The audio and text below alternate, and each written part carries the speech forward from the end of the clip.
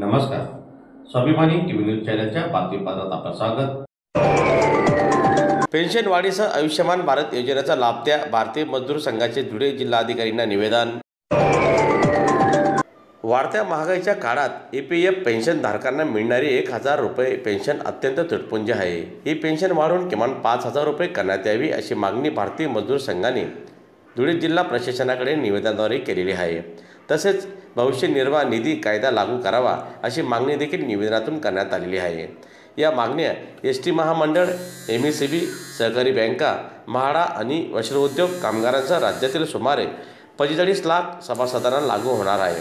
त्यामुळे EPF पेन्शनधारकांना वाढीव पेन्शनसह आयुष्यमान भारत योजनेचा लाभ देण्यात यावा अशी मागणी भारतीय मजदूर संघाच्या वतीने करण्यात आलेली असून त्या संदर्भात आज धुळे जिल्हा अधिकाऱ्यांना निवेदन देण्यात आले. दरम्यान यावेळी निवेदन देण्यासाठी शिवाजी काकडे, सुनील तात्या देवरे, किशोर सोरणे यांच्यासह भारतीय मजदूर संघाचे प्रतिनिधी उपस्थित होते. EPF 95 बाबत संपूर्ण देश पातळीवर जिल्हाधिकाऱ्यांना आज निवेदन देण्यात आलेले आहे. आमची भारतीय मजदूर संघाची पूर्वीपासून जी मागणी राहिलेली आहे, गुवाहाटी येथे आमच्या राष्ट्रीय बैठकीत झालेल्या ठरावानुसार EPF 95 पेन्शन महागाई भत्त्यासह 7500 EPF पेन्शन योजना मिळावी अशा प्रकारची आमची पहिली मागणी. मध्यंतरी शासनाच्या बाबतीमध्ये मिटिंगा घेतल्या. आम्हाला त्यांनी सांगितलं की किमान 5000 रुपये देऊ. सद्यस्थितीमध्ये फक्त 1 ते 1,500 रुपये मिळत आहे.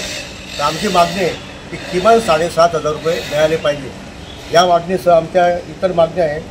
भविष्य निर्वाह निधी पेन्शन सद्यस्थितीत 75 लाख. त्यानंतर कामगार राज्य विमा योजना सध्या 21,000 रुपयापर्यंत पेन्शन वेतन घेणाऱ्या कामगारांसाठी ही योजना लागू आहे.